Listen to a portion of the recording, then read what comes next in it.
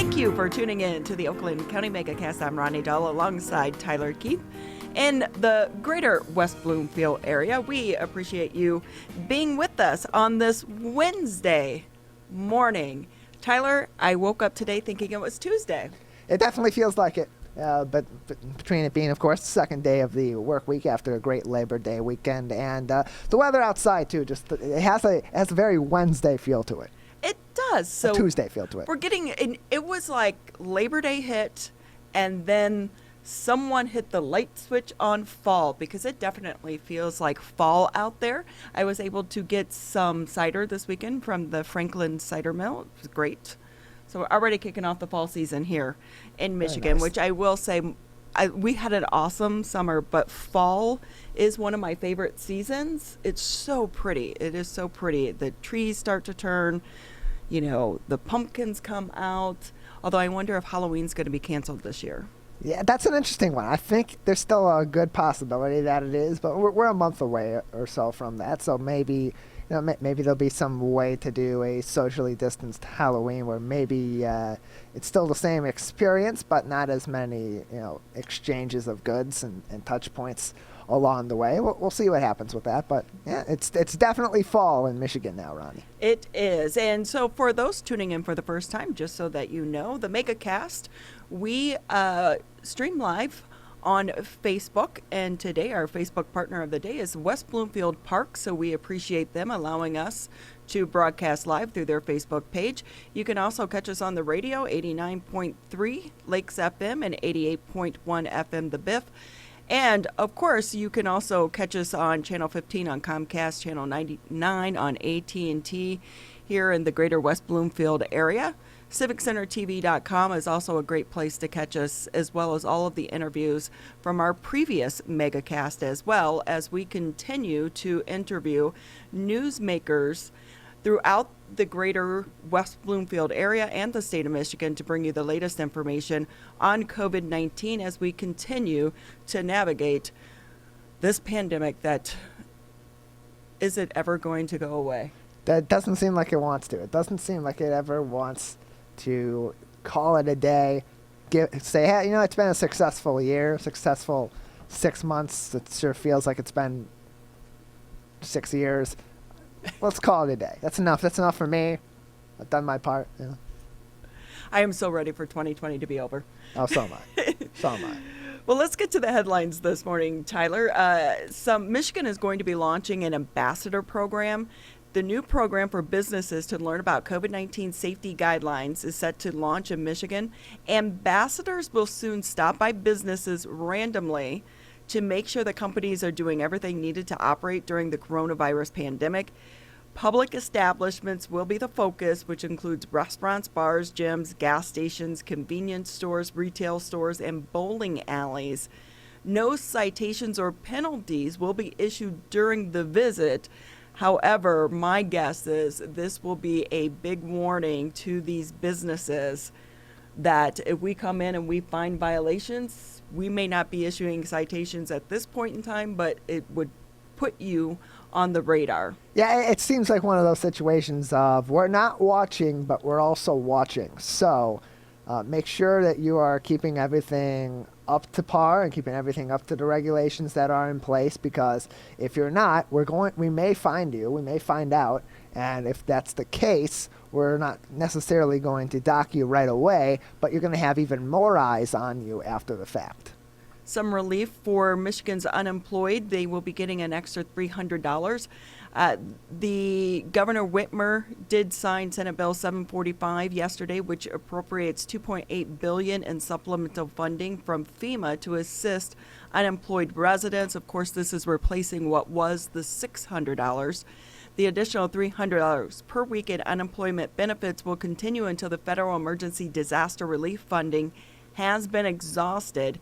Eligible claimants do not have to take any action to receive the additional benefit, but it is, again, unknown how many weeks they may be covered with these existing funds. Once they run out, so does this extra $300. For the people that are unemployed, this is going to be some much needed funds. However, there was the issue before where some people were saying that additional $600 a week was keeping people on unemployment because they were making more money. Yeah, that's going to be that argument one way or another. I think there are people that are on unemployment that have been actively looking for work that have not been able to get work, and these additional funds are helping to make sure that they can pay their rent, that they can pay their utilities, that they can pay their mortgage, that they can put food on the table, get supplies for their kids to be able to do their schoolwork. So there are definitely necessary reasons for these additional funds, but also some concerns as companies do continue to have a little bit of a struggle filling those gaps in their employee base, and there seems to be some fright on the business side of things in our state, on the particularly for small businesses, that these extra benefits are encouraging people to stay home. It's a huge concern for so many of these business owners. We spoke with the restaurant yesterday, and they're having trouble getting employees. Also on civiccentertv.com, go to coronavirus page. That's where you'll find the headlines. Presidential candidates are going to be making a stop here in Michigan. Joe Biden is visiting Macomb County today as the Democratic presidential candidate looks to undercut President Donald Trump in a county that helped lift the Republicans to victory 4 years ago. Former vice president will deliver remarks in Warren at 1:15. That event is closed to the public. Meanwhile, President Donald Trump is going to be delivering remarks from an airport hangar on Thursday in Freeland, that's near Saginaw. Governor Whitmer has said she is concerned attendees at President Trump's rally will not wear face coverings, leading to a spike in coronavirus cases. Again, we are seeing Michigan is still very much a battleground state for the upcoming election, the presidential election. Polls do show Biden is ahead. However, I think as we get closer to November, we are going to continue to see more and more visits from the candidates themselves as well as members from their camps. Yeah, I think that this is only the first of many instances of this that we're going to see between now and the November election. Michigan is a major battleground state. Both parties want Michigan as much or more than any other state in the union to go their way in the Electoral College. So I think we're going to see a lot more visits from Joe Biden and his team, from Donald Trump and his team, and a lot more of this similar debate from our state government saying that they have concerns about these visits and whether or not certain candidates, particularly in this case Donald Trump, will be encouraging or requiring people to follow the guidelines in place in the state of Michigan. That's been an ongoing spat between Michigan Governor Gretchen Whitmer and the President Donald Trump. Yeah, it's not going to end anytime No. soon. Good news. This is the day gyms have been waiting for. After several months of official closures, gyms in Michigan are going to be reopening their doors to patrons today after being given the green light from the governor to allow customers back into their facilities. Gyms and fitness centers were among businesses that had to wait the longest amid the pandemic-related closures here in the state of Michigan. Many safety protocols must be in place, including 6 feet distance between workout stations, occupancy limited to 25% capacity, and all patrons must wear a mask. I think that is going to be interesting to see if the patrons are able to wear a mask throughout their workout, Tyler. Yeah, that will be something that's going to be interesting, and it's going to be a major adjustment for these people that are going back to the gym on day one of reopening, day two, the first week, the first few weeks. And then for a couple weeks after, I think it's going to be a major adjustment. It's definitely different having something over your face that doesn't obstruct your breathing, but definitely makes it feel different and puts a little more warmth on your face during a workout. And then on top of that, all these regulations that are in place, including the capacity limit, doesn't mean anything if people are not cleaning off their machines, if people are not maintaining the social distance, if there's not enforcement there. So it's going to be an interesting first few weeks with these gyms reopened to see how careful they are about enforcing these guidelines, how careful the patrons are about following these guidelines so they can continue to go to the gym, and how comfortable people are working out with a face mask on. So yesterday we were lucky enough to have Winsy Von Buskirk. She's with Pure Bar here in West Bloomfield. She joined us on the Megacast to explain what they're going to be going through and what it could look like at their studio. Here's a little bit of her interview from yesterday's I tell people Megacast. when we first shut down, it was surprising because the first month or two we held pretty strong, and we never could have imagined that our business would be shuttered. But again, the first couple of months we were like, we got this. And then there was a little glimmer of hope when we were told we would possibly be able to open after the 4th of July holiday. When it dragged on from there without a mention of when we could open, it got really gnarly. So people have, moved on. They've been working out outside. They've been building home gyms. And, we just hope that they find value in coming back to the community that we offer. I tell people when we first... So that was Wednesday with us from Pure Bar West Bloomfield. It's been tough for so many of these businesses to be able to survive, to make it to this point. They've been able to make it. Now, will they get enough of their return customers to come back? And will they even be able to possibly get new clients to help fill that gap that they need in order to keep the doors open? Because again, 25% occupancy for the gyms to be able to reopen. And along with that is they have to track every client that comes in their door so that if there is an outbreak, it's going to make it easier for them to be able to trace and contact everyone needed to, to be able to keep their doors open. So a big day though for the gyms. Movie theaters, we're still not hearing anything about when the movie theaters though could possibly reopen, Tyler. Yeah, I still find that odd because gyms are a highly active space. A lot of people are using similar equipment. Sometimes they're cleaning it off. Sometimes they're not. Sometimes people are not exactly keeping their social distance in a normal gym setting, and that's going to be a big adjustment initially.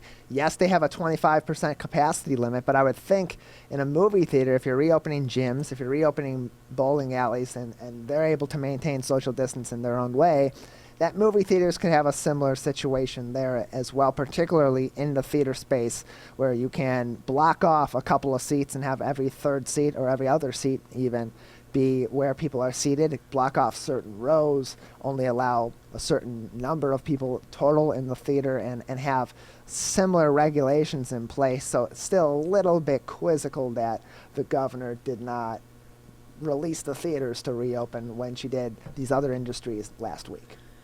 So you'll find all those stories and so much more on civiccentertv.com. Just click on the coronavirus tab and you'll get the daily headlines that we update each and every day. We're going to take a quick break here on the Oakland County Megacast, and when we come back, dealing with stress during COVID-19, can a life coach help get you back on track? Hi, my name is Kurt Lawson, and I'm the Public Information Officer for West Bloomfield Township.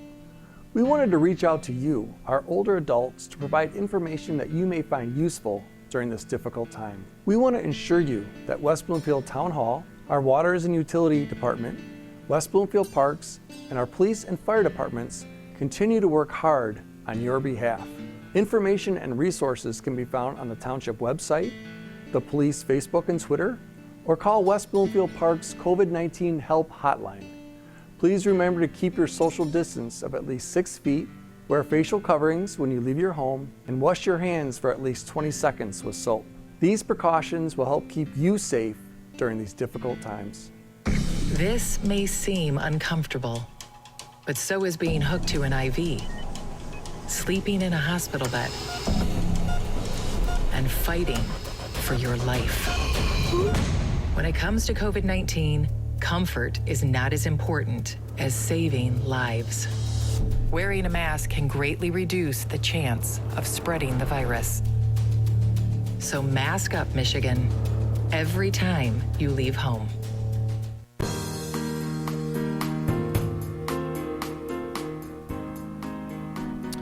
Welcome back to the Oakland County Megacast. I'm Ronnie Dahl alongside Tyler Keefe as we continue To try to manage COVID-19 and the ongoing pandemic, in the beginning, we felt maybe this was going to be 2, 3, 4 weeks long. But here we are nearly 6 months later. And while some of us have been able to try to come into a new normal, there is still a lot of stress related to COVID-19 and getting through this coronavirus pandemic and the concern about how long this could go on. So many parents extremely stressed right now as their kids go back to school and they're having to manage remote learning for so many people. So let's go ahead and bring in Christine Allyson. She is a life coach with us here on the Oakland County Megacast. Thank you so much for taking time out of your schedule to be with us. It's my pleasure. Thank you very much. Tell us exactly, what is a life coach? A life coach is someone who helps people move through the process of transition and changes that are a natural part of life. So what I do is I help bring people into the next evolution of who they want to be, how they want to be. I'm an expert helping people through change. That's awesome. And when should someone make that decision that I need a life coach? If they're stuck in life, and how do you come to that decision-making process? When you find yourself circling around and around and around, coming back to the same place where you've been before and you can't seem to move through it, call a life coach. It's very interesting. We don't ever think about trying to fill our own teeth, right? You go to the dentist. You don't think about, most of us go to the salon to get our hair done, right? So when you get stuck in life, when you're having difficulty with communication, when you're having difficulty with relationships, for me, I'm also a certified hypnotherapist. So I help people to lose weight. I help people to stop smoking. I am a person, because of my own personal history and my expertise, I help people navigate the cancer journey to stay centered. I help their families stay centered. I help people who are parenting their parents, because I was my mother who had Alzheimer's primary caregiver. These are all major transitions in life, and I really help people to stay centered, to stay calm, to reduce their stress, and to stay clear so they can consciously choose where they want to go next. Christine Allyson with us on the Oakland County Megacast. She is a life coach. Christine, are you seeing more and more clients right now in need of your services because of the additional stress of COVID-19? I'm not sure that stress has really ever been higher in our environment. And you have people who either have the tools to know how to handle stress or they don't. And if you have the tools, even if you have the tools, this can be a really, really hard time.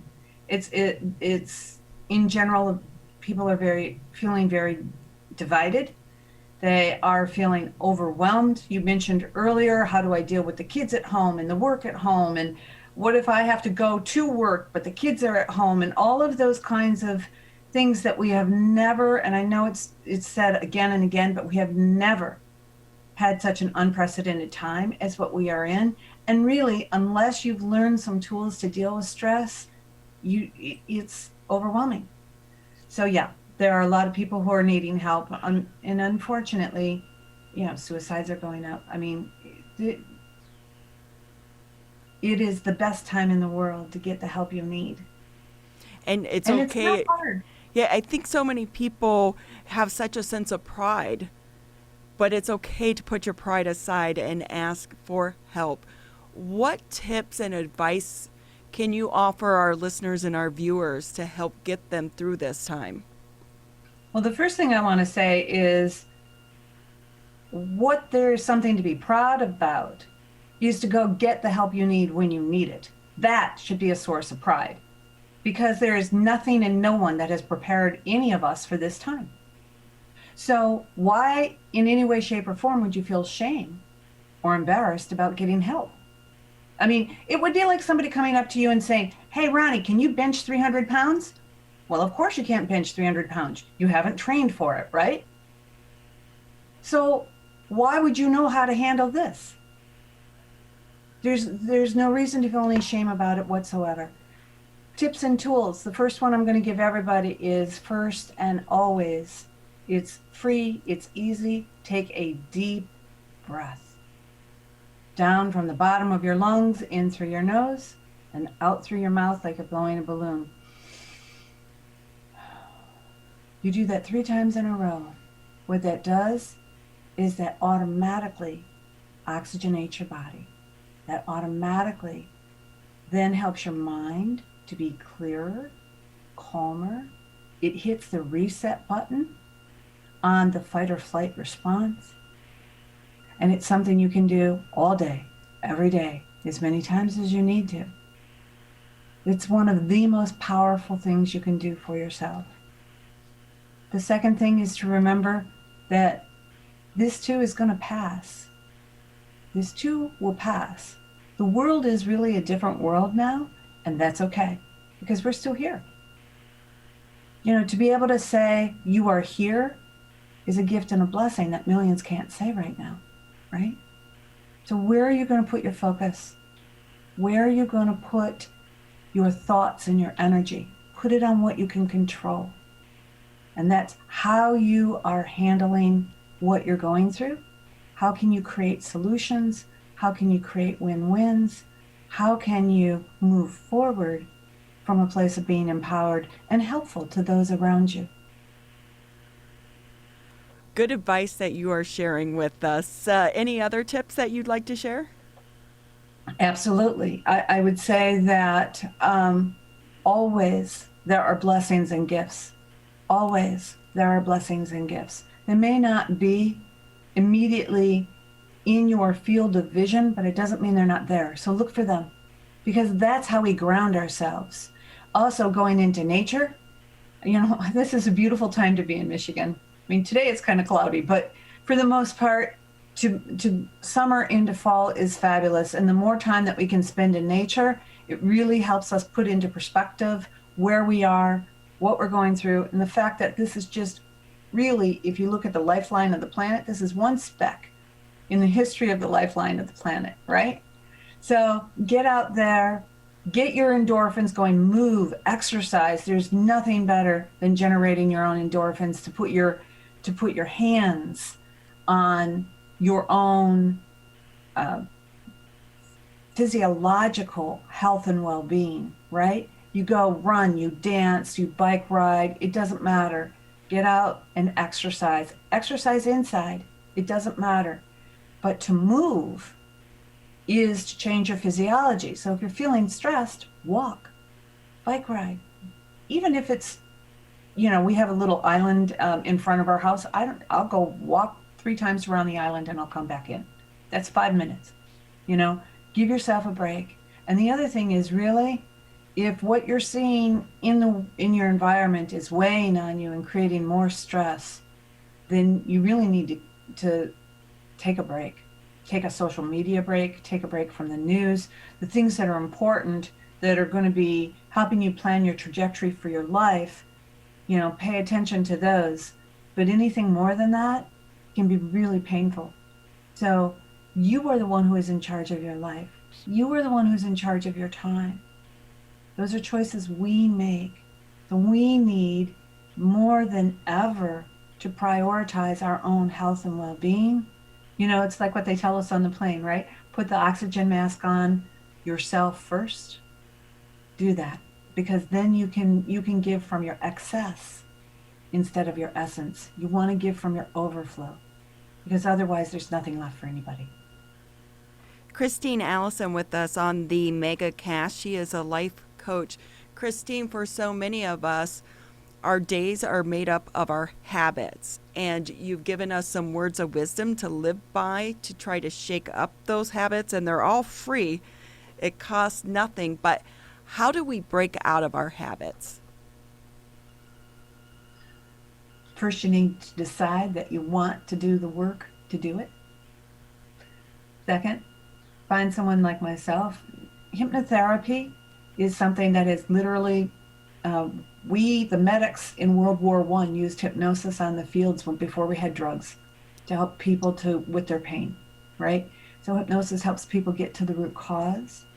If you're not open to hypnosis, that's all right, but truly get the help you need. You want to break out of your habits, then every single day you need to do one thing that's getting in your way differently.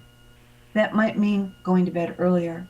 It might mean getting up earlier. It might mean, and this is extremely powerful, journaling about what you're grateful for every single day. Do you have your vision? Are you able to walk? Are you able to talk? Are you in control of your body? Can you breathe? Do you know how many people can't say that they can do that easily, right? So, we've said before in the past, count your blessings. There's a reason that people say that, because again, it's about putting things into context. You want to change your habits, you need to make the decision you want to, and then take it one step at a time. Christine Allyson joining us on the Oakland County Megacast. She is a life coach joining us on the show today, talking about a number of topics, including how to best deal with the many different stressors that have arisen during the pandemic and maybe have been exacerbated from even before the pandemic as well. So, Christine, you've talked a lot about strategies for relieving stress. Do you have any strategies for avoiding the impact of stress before you come into those kinds of situations that you may see at work or at home with the kids that may be there and you may be able to anticipate, but is there anything that can kind of prepare you to shoulder that burden beforehand? I heard them earlier, your advertisement was talking about mask up and how people are finding that difficulty. I would say that we are the ones who get to choose the why behind our actions, right?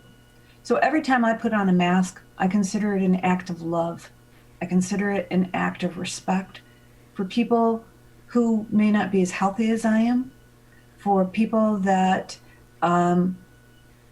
who want to stay healthy that have no choice with that. So how do we avoid stress?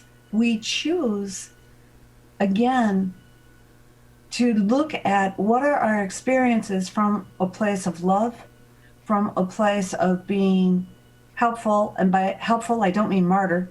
I mean helpful, creating solutions that are win-win. Don't engage in a battle of wills. To fight to be right gets nobody anywhere except angry. Now, when you're a parent and you want your children to be safe or healthy or whatever's going on there, then that can be a communication issue. But the minute you feel engaged to fight, that is the time you stop and take a breath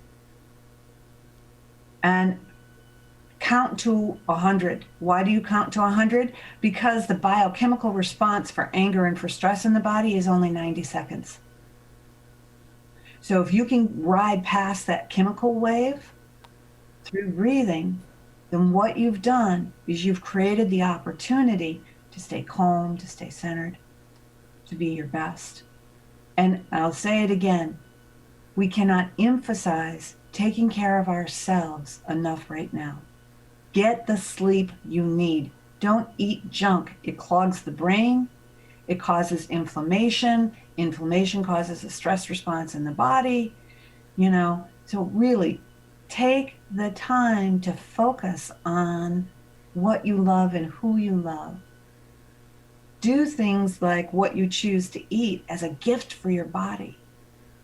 How can I make my body stronger, healthier? How can I make my relationships stronger, healthier? This requires us to really define what are our priorities in life. Who do you want to be? How do you want to be? Do you want to be somebody who is creating a ripple effect of anger and pain? Or do you want to be somebody who is rising above that and choosing that you're not going to give your power away to somebody who's baiting you? Right?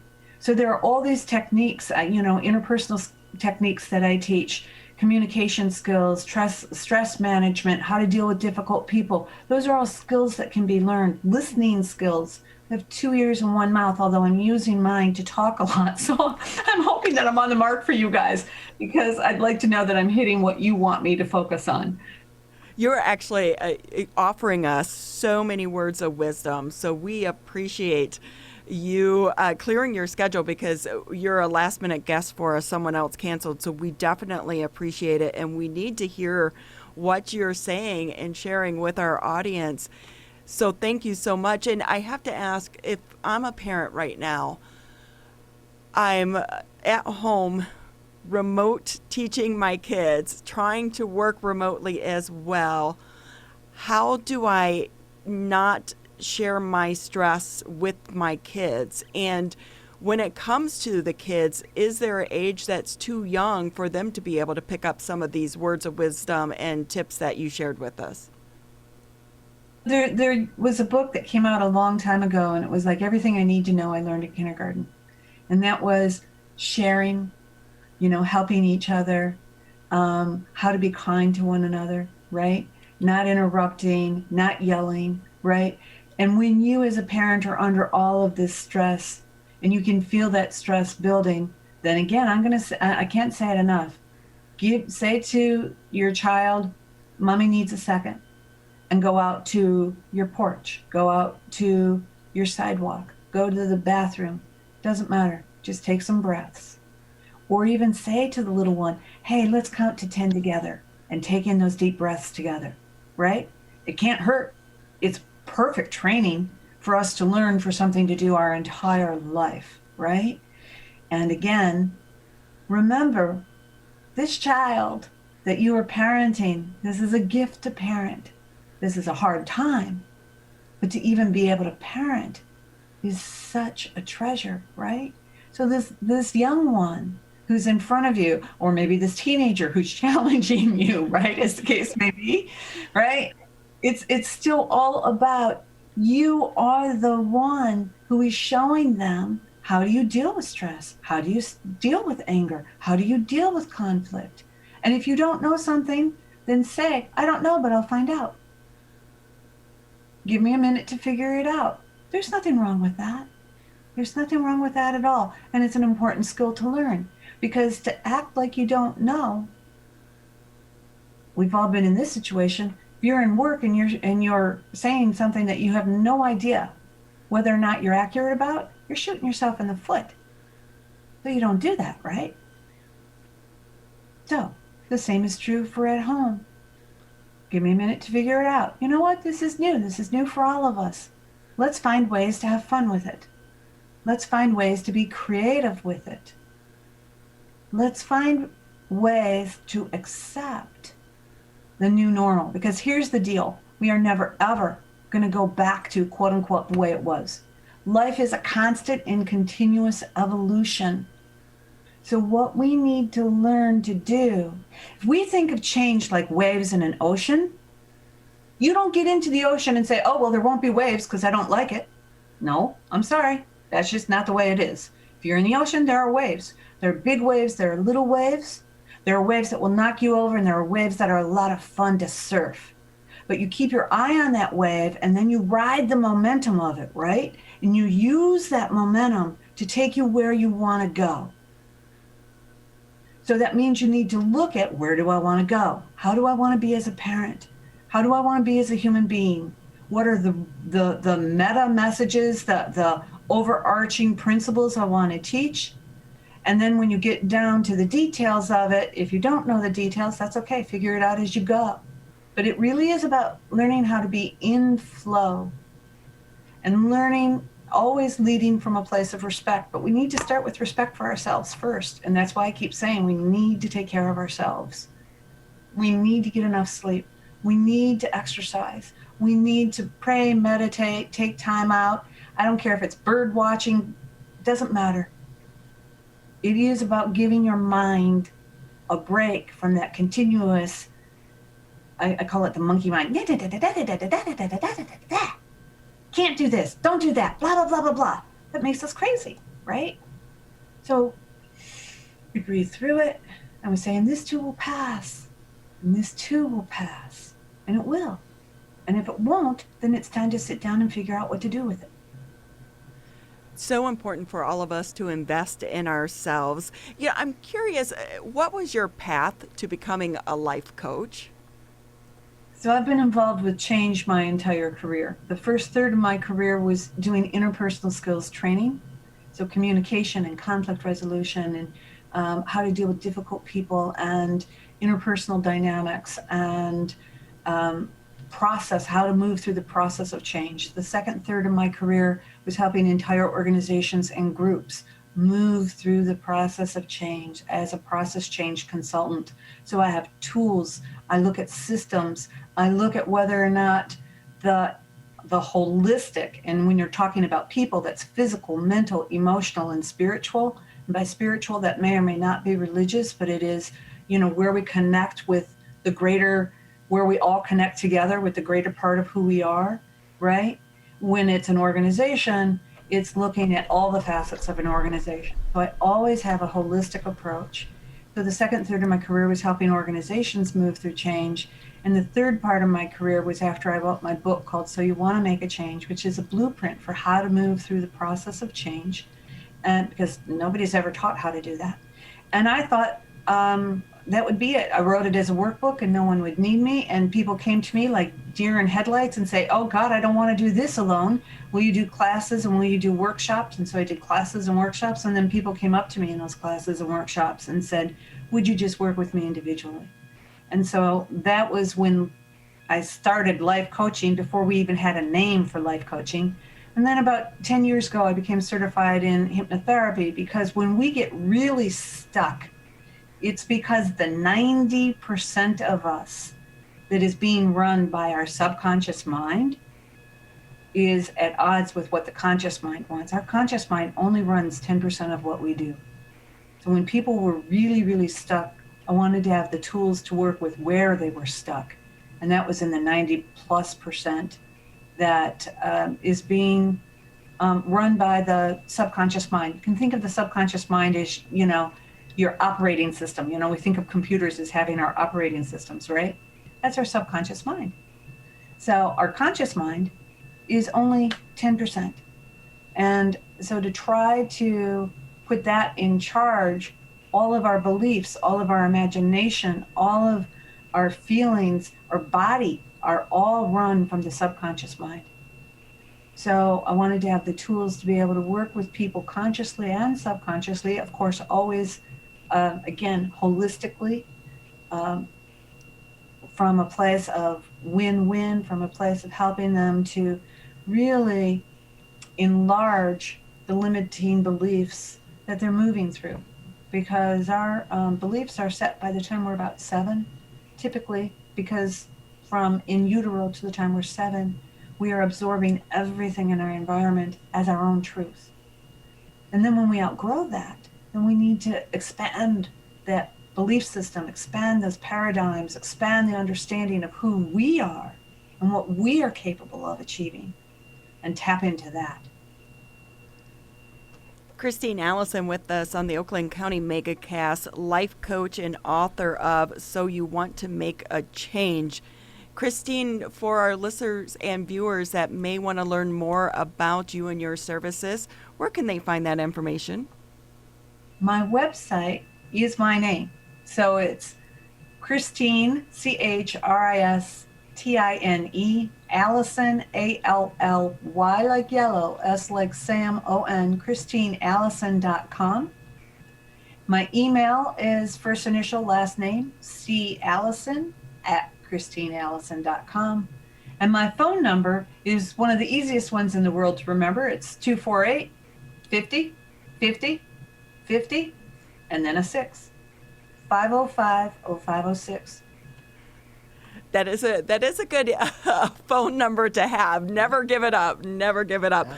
We want to say thank you. Try it out of my hands, man. It's going with me. Well, we want to say thank you so much for clearing your schedule and agreeing to come on with us. You offered so much so much great advice to our listeners and our viewers this morning. So thank you for your words of wisdom and your help. We appreciate it.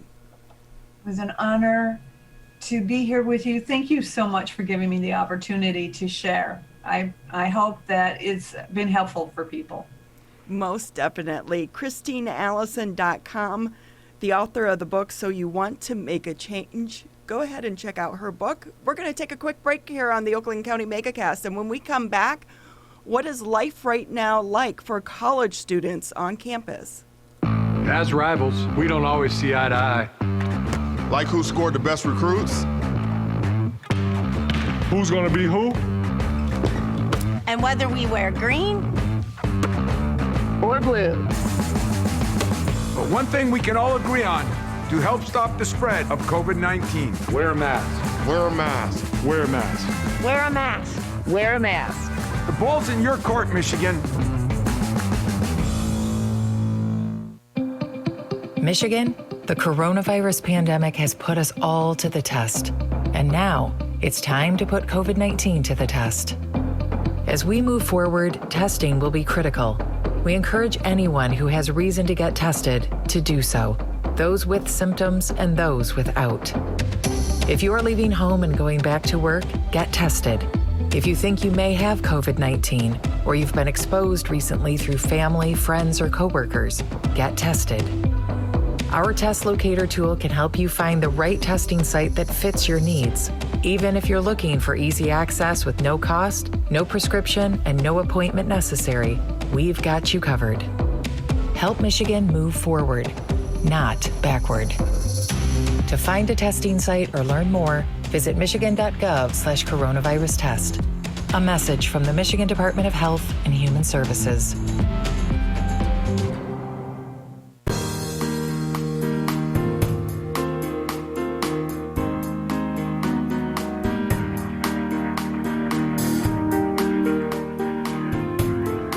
Good morning. This is the Oakland County Megacast. I'm Ronnie Dahl alongside Tyler Keith.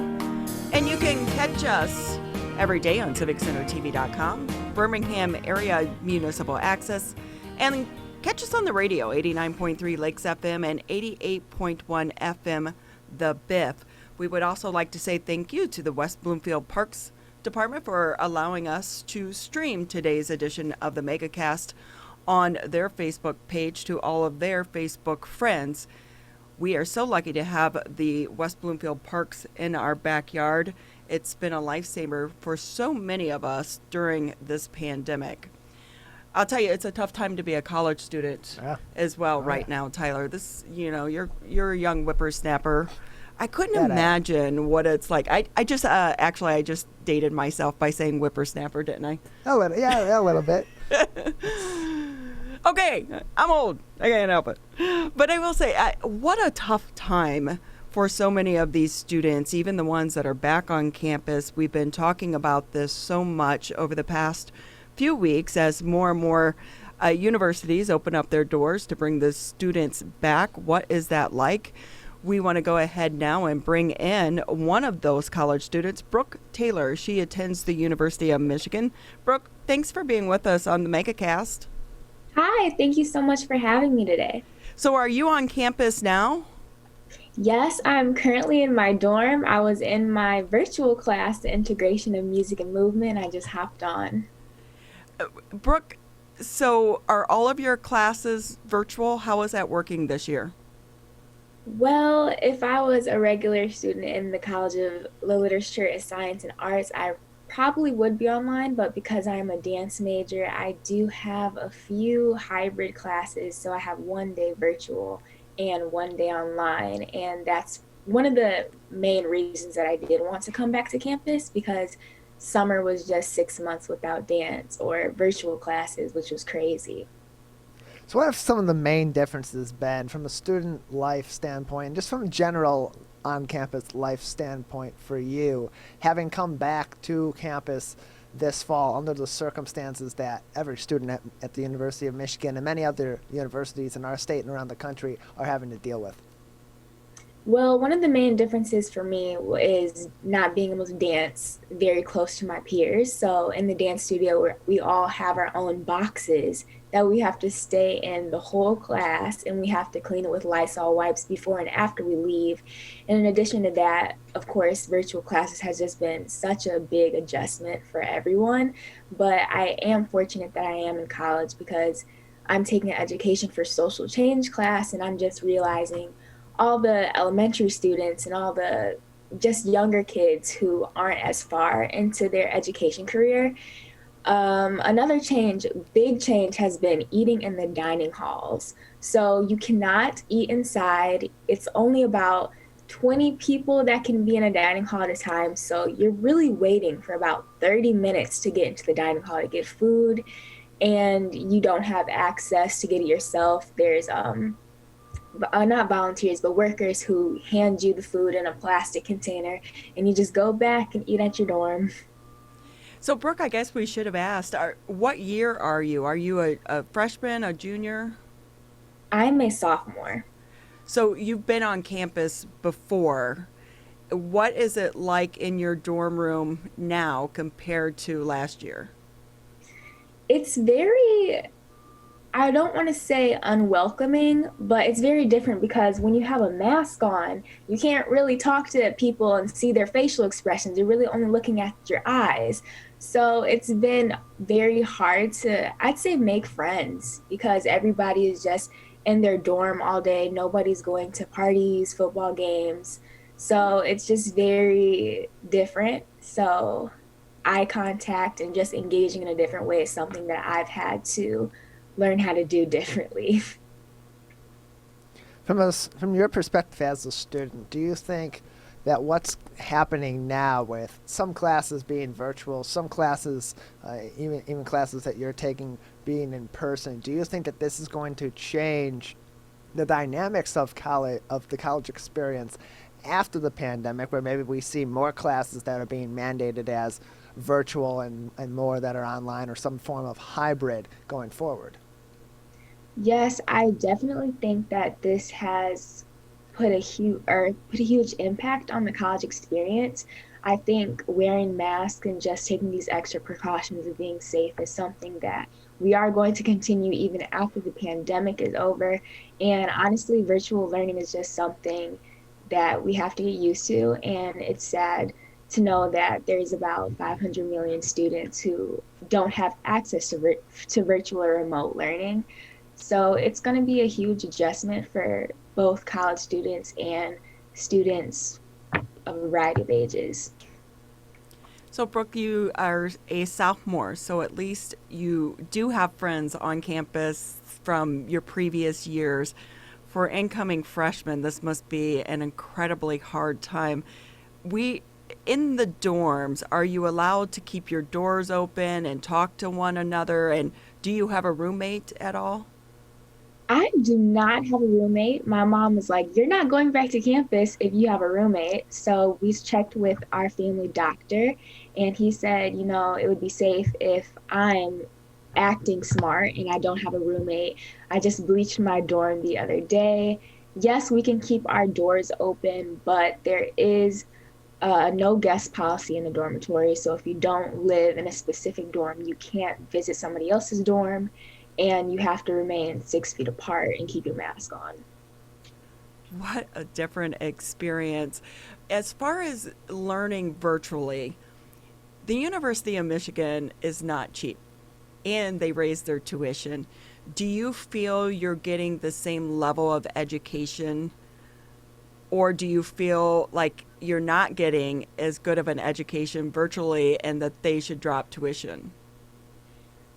If I wasn't a dance major and technique and really moving wasn't a part of my day-to-day experience and what I wanted to do in the future, I would definitely have gone to community college for the first year or two just to save money. I think that's a very smart investment, and it's something that a lot of students sometimes look down on, but I would have definitely taken that road. And in reference to education and do I still feel it's worth it, I'm trying to get the best I can out of it, trying to do ballet classes in the basement of my dorm through a screen. It is different, and I'm just going to say that I'm going to make the best of it for myself.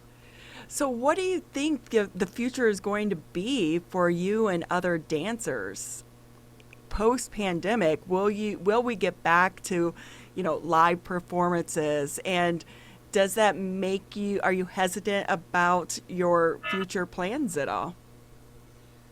Yes, I am. And in the School of Music, Theater, and Dance, a lot of students have been talking about that. Like, why am I studying theater? Why am I studying dance? And I don't even know if the industry is going to be open.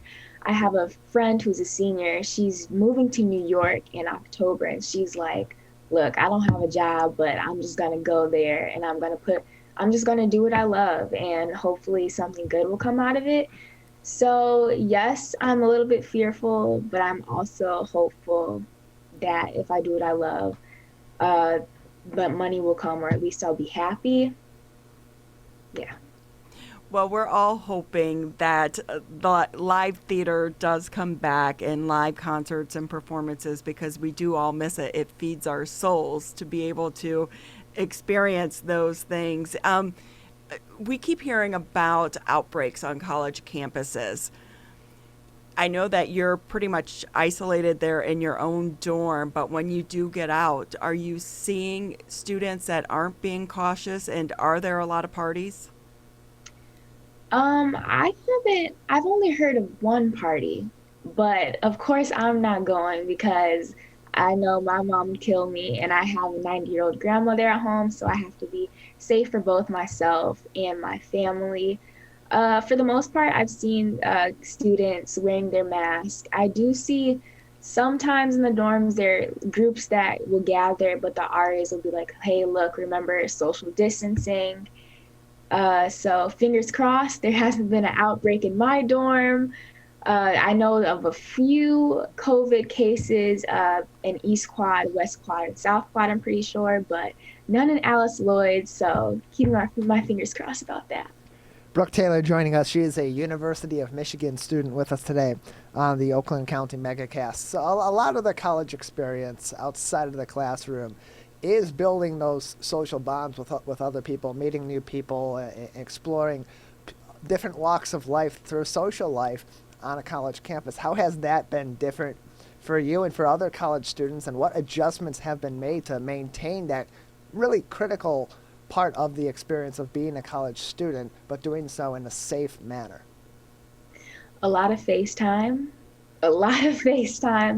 always staying 6 feet apart, always masking up, and really just trying to stay connected, but in the safest way possible, so we can hopefully stay on campus, stay training for the dancers in my department, and really just keeping our fingers crossed. We are all keeping our fingers crossed. Hey, Brooke, maybe you should go old school and get a card made with your name, like a business card, but it'd be like your student business card, and you could be like, hey, Facebook me sometime. Let's get together and have a virtual cocktail hour. I mean, maybe that could be your side business right there at the University of Michigan. Quickly, I want to ask, we know that the graduate students are on strike there. What are your thoughts about that? Is it impacting you and any of your classes at all? Well, I completely understand where they're coming from. They're protesting or striking due to just not feeling as safe and not having the opportunities to teach remotely, and with the policing on campus of Black bodies. So I completely understand, and I completely support them. I have had a few virtual classes canceled, so it didn't make too much of a difference because I was already learning online, and my classes are virtual, but I didn't meet with my English teacher yesterday.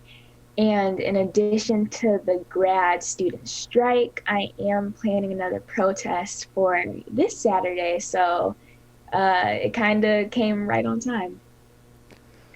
Brooke, can you give us some more details on that protest, if that has already been planned, so that people that are listening and maybe want to safely participate will have the information and be able to prepare and maybe be out there? hmm So on the intersection of South State Street and North University, I'm planning a protest entitled For Floyd, and it's just a group of Black dancers dancing for 8 minutes and 46 seconds, which was the time that George Floyd suffered and was murdered. We're dancing in resemblance of that time and for the countless other lives that have been lost due to police brutality and racial injustice. In addition to the dancers, we do have a drummer that drummed for my African class last semester, and he will also be accompanying us. You're such a passionate young student, exactly what the University of Michigan needs, as well as our entire community as well. I know you've taken place in some other protest or participated in other protests as well. How do you take it from a protest to policy? What would you like to see as the long-term outcome of this? Well, for this protest that I'm planning on Saturday, what I want people to mainly acknowledge is that it wasn't just a moment in the summer. It wasn't just one person. It's countless other lives that we really don't know because not all of them are recorded on a camera or on the news or even make it to the news.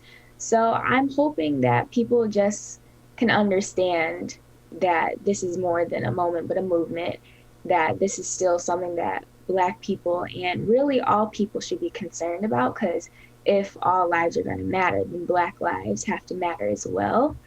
And I really just want to get the awareness to vote and for people to just hear us and see us and know that we're here at the University of Michigan. Has your participation sparked new conversations that maybe wouldn't have happened prior?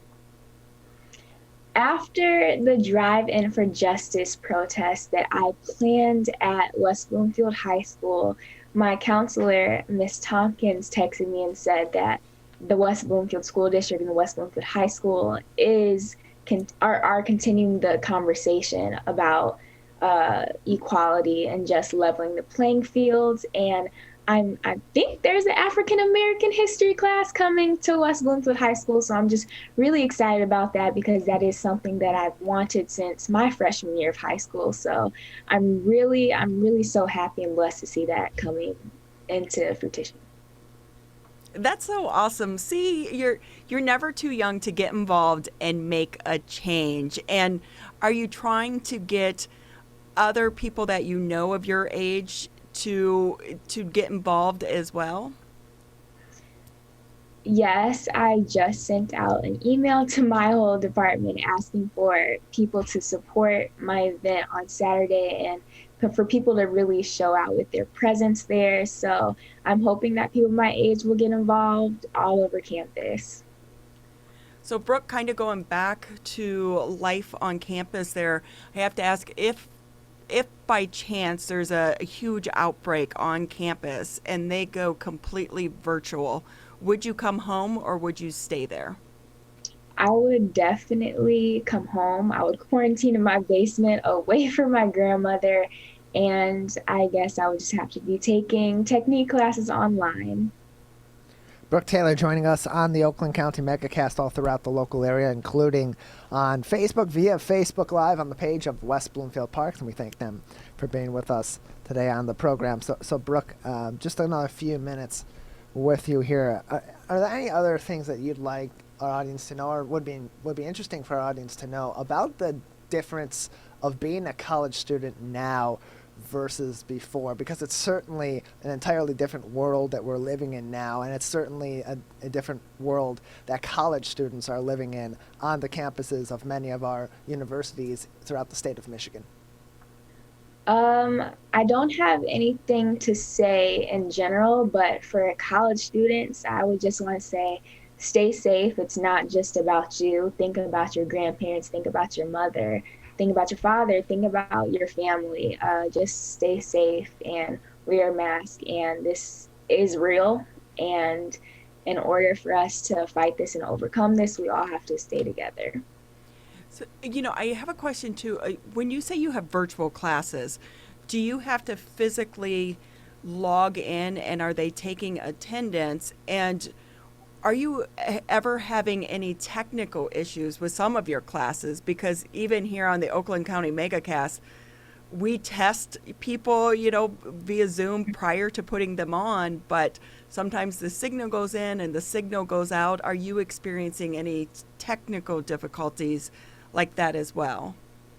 Well, yes, our teacher does take attendance. I have had a few problems in ballet just with the audio because we're trying to hear the piano playing and we're trying to dance at the same time and stay in time. So I think the worst of my problems is just in dance, but I know that we're going to get it figured out. So that has been mainly all of my problems. And at home, I had Wi-Fi problems, but at school, I've been pretty good on Wi-Fi. So I'm just hoping that students who are at home, their Wi-Fi is working, they're able to connect to their class. Brooke Taylor with us, University of Michigan student. You're listening to 89.3 WBLD Orchard Lake, 88.1 WBFH Bloomfield Hills. Brooke, anything last minute that you want anyone to know before we let you go? No, I don't have anything to say besides mask up and let's stay together and still show each other that we're all in this together. Well, it was so great having you on the show. Good luck in school. And boy, I hope this ends soon because I think it's especially hard for you and the others in your major. Dancing virtually cannot be easy. Thank you so much. Brooke Taylor with us on the Oakland County Megacast. We're going to take a quick break here, but you are watching and listening to the Oakland County Megacast.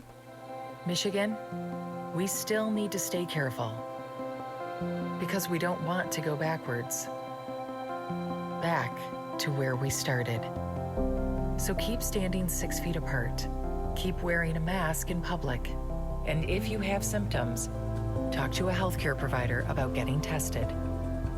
To move forward, let's all do our part.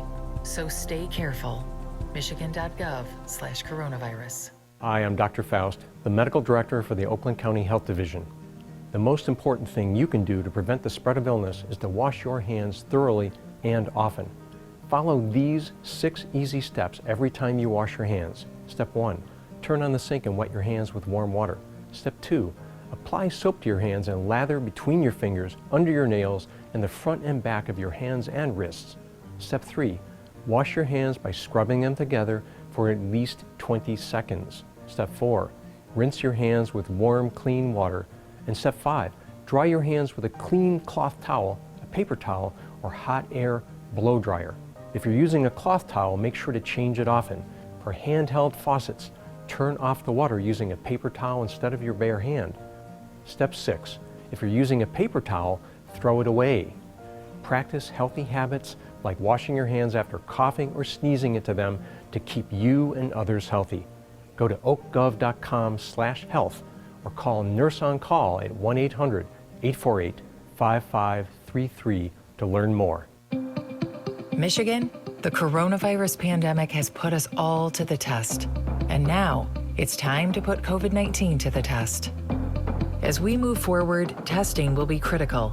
We encourage anyone who has reason to get tested to do so, those with symptoms and those without. If you are leaving home and going back to work, get tested. If you think you may have COVID-19 or you've been exposed recently through family, friends, or coworkers, get tested. Our test locator tool can help you find the right testing site that fits your needs. Even if you're looking for easy access with no cost, no prescription, and no appointment necessary, we've got you covered. Help Michigan move forward, not backward. To find a testing site or learn more, visit michigan.gov/coronavirus test. A message from the Michigan Department of Health and Human Services.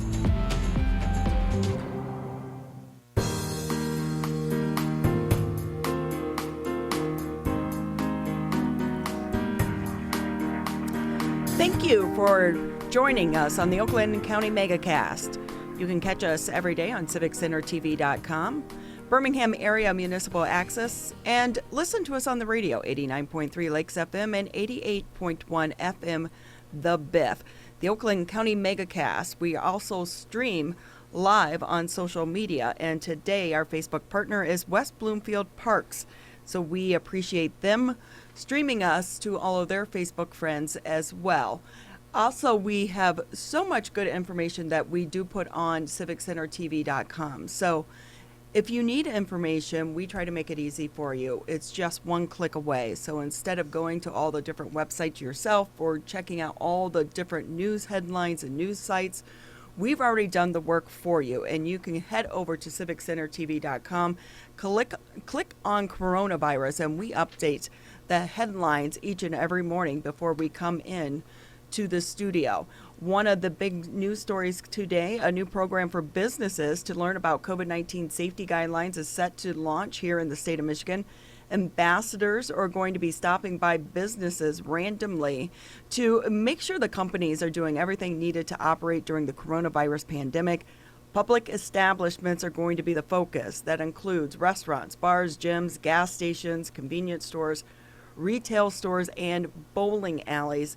No citations or penalties are going to be issued during the visit, but Tyler, I would imagine it's basically we're going to educate you first, and if you continue to violate the rules and procedures, then that's when the citations are going to start to happen. Yeah, I think this is an escalation of the enforcement of these guidelines because so many industries recently have been reopened. The state wants to make sure that these industries in particular, that they took the time and delayed reopening, are following these guidelines. So sending out officials from the state to inspect and to assist with following those guidelines first, give them a warning, give them some pointers and say this is not a good look, this is something you could get seriously docked for, and then of course keep their eye on those businesses. I think that's the goal of this new initiative.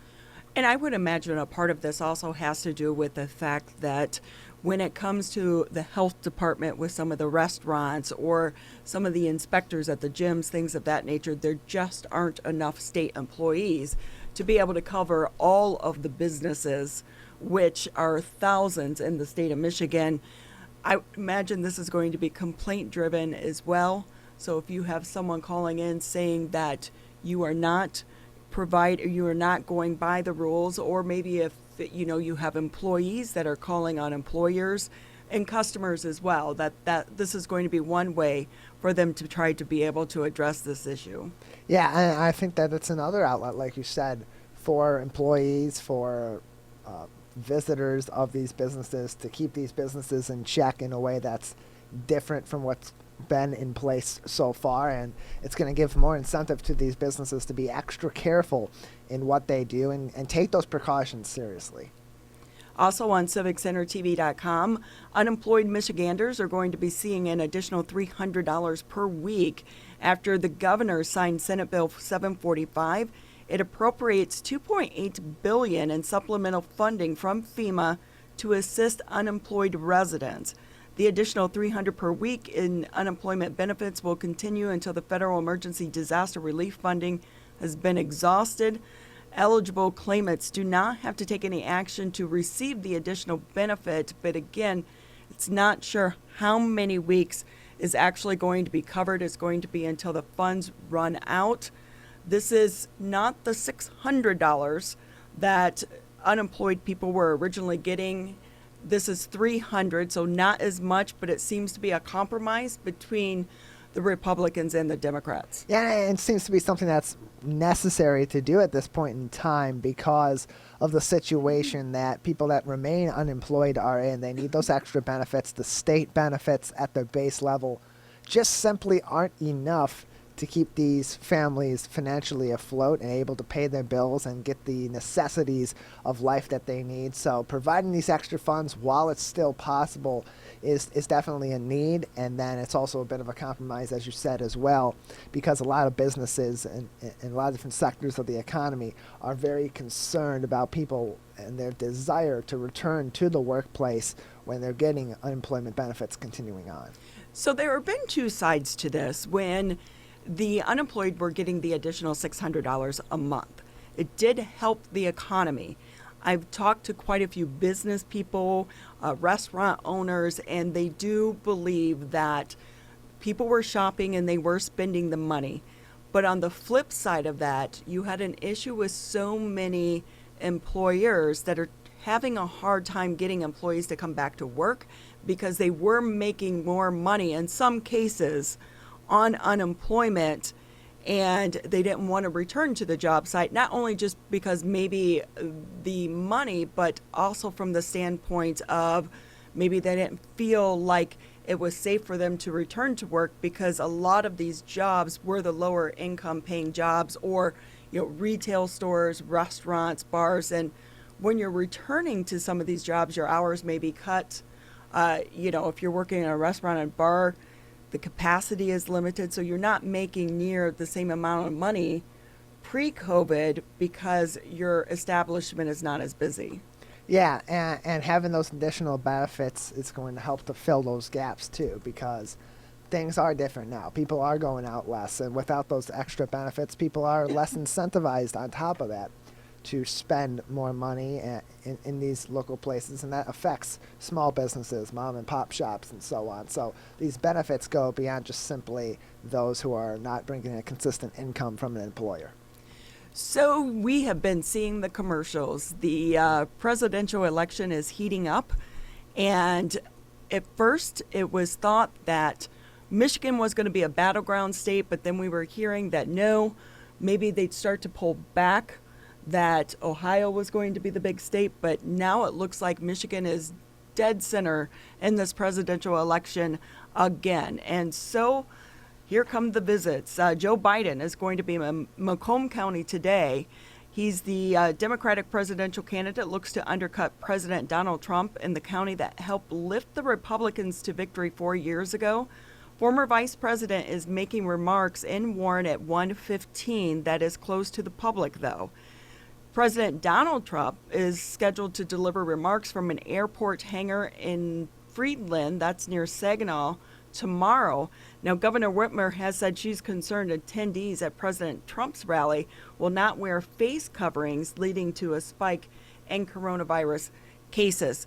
I think as we continue to inch closer to November, this battleground is going to continue to heat up, and we can expect to see more visits from both of the candidates as well as members of their camps. Yeah, I think we're definitely going to see a lot more than just this visit from both of these candidates, from those that are associated with both campaigns on the major parties' tickets, in order to help them secure the state of Michigan, which is going to be a major battleground state, if not the major battleground state in this upcoming presidential election. So there's going to be a lot more of these kinds of instances where both candidates are in the state at a given period of time, or come to the state individually, and there's some questions that come along with that for political reasons and for public safety reasons as well. Also on CivicCenterTV.com, gyms reopen here in the state of Michigan. After several months of official closures, gyms in Michigan reopened their doors to patrons today after being given the green light by the governor to allow customers back into the facilities. Gyms and fitness centers have been among the businesses that have had to wait the longest due to the pandemic-related closures here in the state of Michigan. Many safety protocols are going to be in place, including 6 feet distance between workout stations, occupancy limited to 25% capacity, and all patrons must wear a mask. A lot of people excited to get back to the gym.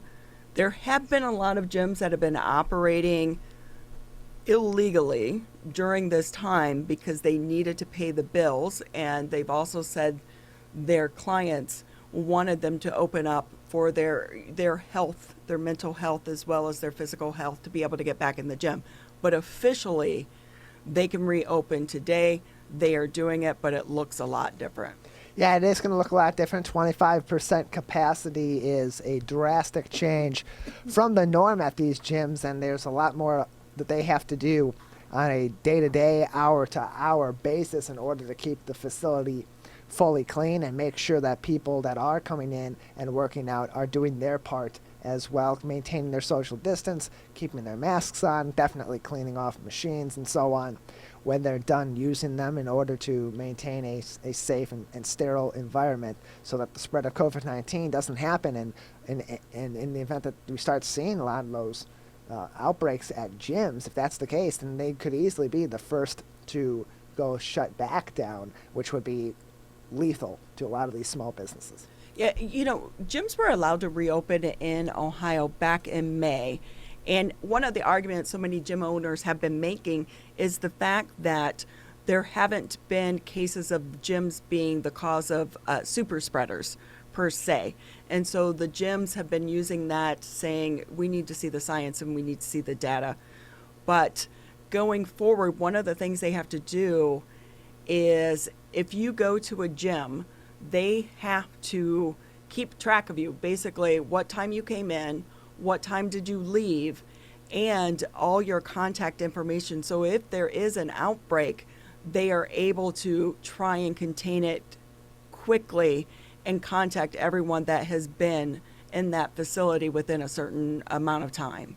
Yeah, there's a lot that's being put into allowing these facilities to reopen safely and for them to be able to track who's coming in, who's going out, and how are those people feeling each and every time. So definitely be prepared when you go back to the gym, if that's a choice that you make, that it's not going to be as simple as walking right back in and immediately getting into your workout. There's going to be more steps in place to get you from point A to point Z in that process.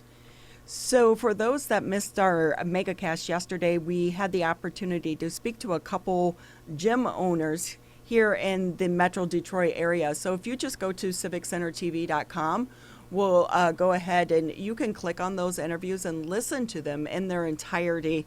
We have the full megacast, but also the interviews as well, so that you can hear from the gym owners how they are preparing to welcome their clients back into the gym, as well as what they've been up against during this pandemic. Also on civiccentertv.com, if you click on coronavirus, you will see that that's where we update our headlines, but also we have links there for all the resources that you need, the Centers for Disease Control, the state of Michigan, Oakland County, as well as our communities here throughout the West Bloomfield, greater West Bloomfield area.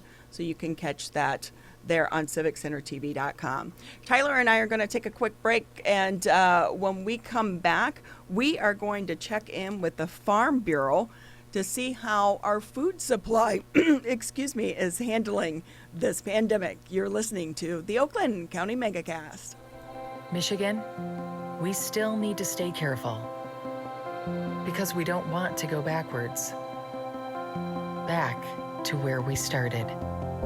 So keep standing 6 feet apart, keep wearing a mask in public, and if you have symptoms, talk to a healthcare provider about getting tested. To move forward, let's all do our part. So stay careful. Michigan.gov/coronavirus. Michigan, we're calling on you to save lives. Don't ignore it. Don't let it go to voicemail. It's urgent. In fact, it's critical. Because if you've been in close contact with someone who tests positive for COVID-19, you may have been exposed to the virus. And you could get a call from My COVID Help or your local health department. So please answer the call to learn how to protect yourself, your family, and friends. We're calling on you to stop the spread of COVID-19, to make it safe to reopen businesses and help Michigan move forward. So if you get a call from My COVID Help or your local health department, you may have been exposed to someone with COVID-19. To protect us all, answer the call. Learn more at michigan.gov/contain-COVID. A message from the Michigan Department of Health and Human Services.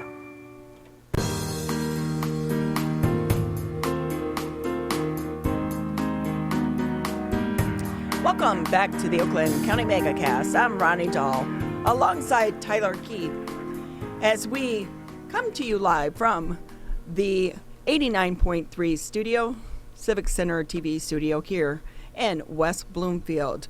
We want to go ahead and bring in Ernie Birchmeier. He's with the Michigan Farm Bureau.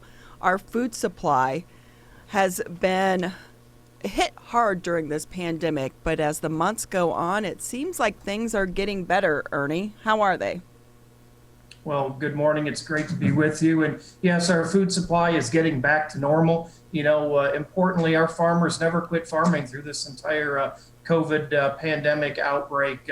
From day one, they continue to do what they do on a daily basis, and that's take care of the livestock that they raise, milk the cows that are on the farm and those dairy farms across Michigan.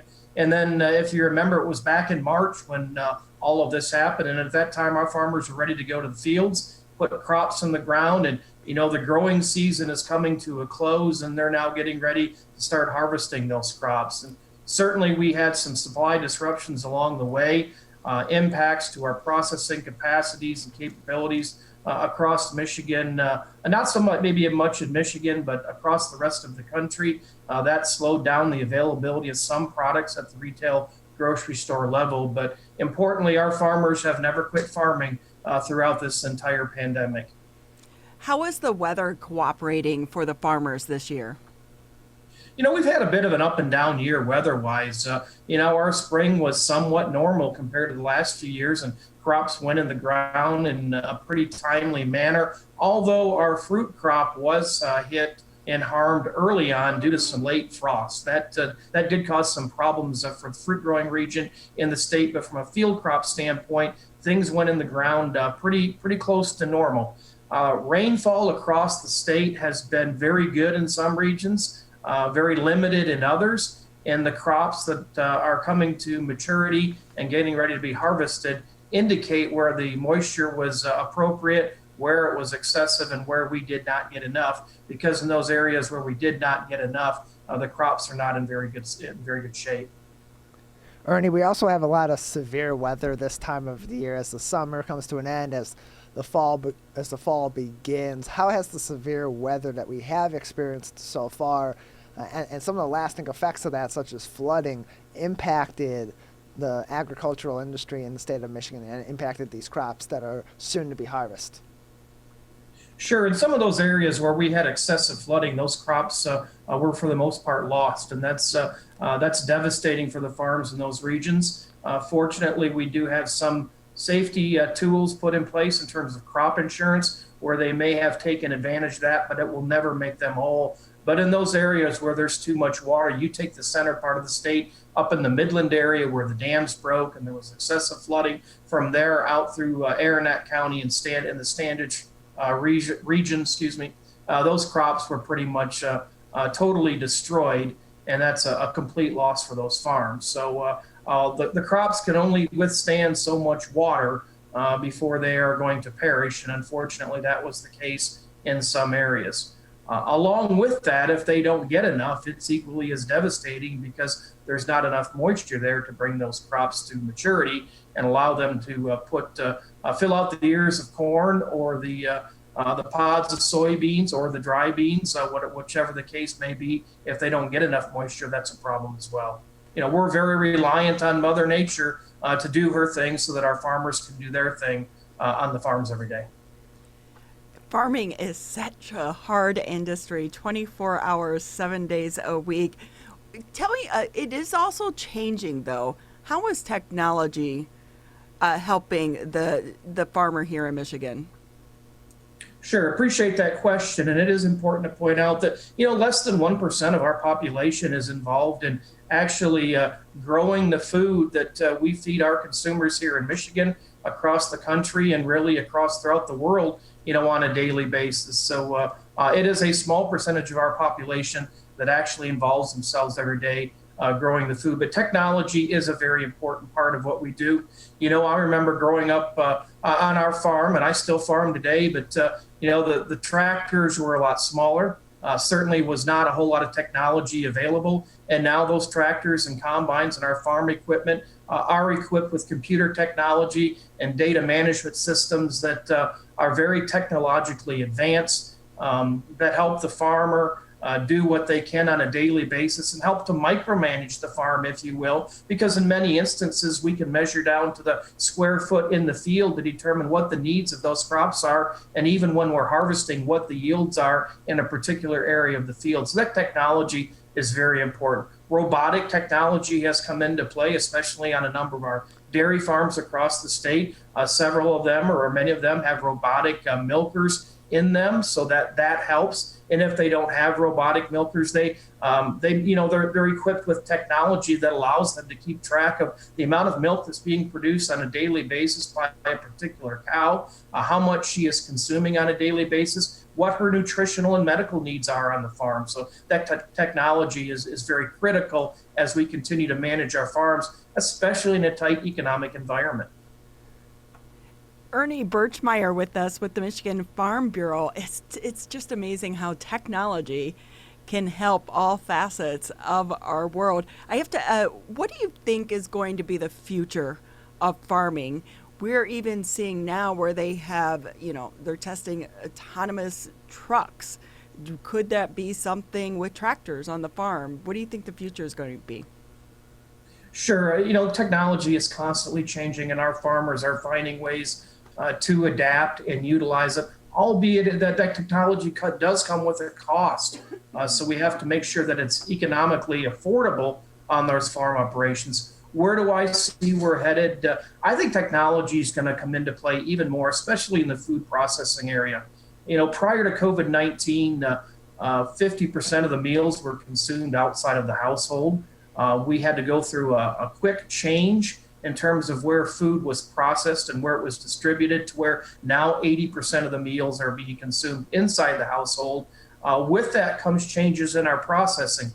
We were a just-in-time food distribution and processing system prior to COVID-19, and maybe some of that will change. So potentially we'll see some structural changes, and that will come with technology changes as well, whether it's in food processing or additional food safety enhancements and measures that can be taken.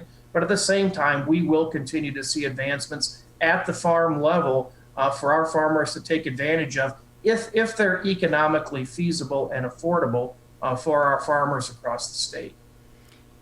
Ernie, one thing that we have learned during this crisis, companies have had to change and adapt, but they've also learned new skills, or there's been some positive change that has come out of COVID-19.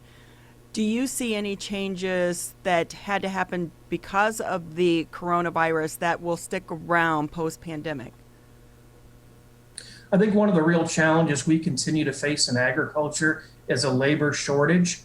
We need to continue to find capable labor on our farm operations, especially when it comes to harvesting fruits and vegetables across the state.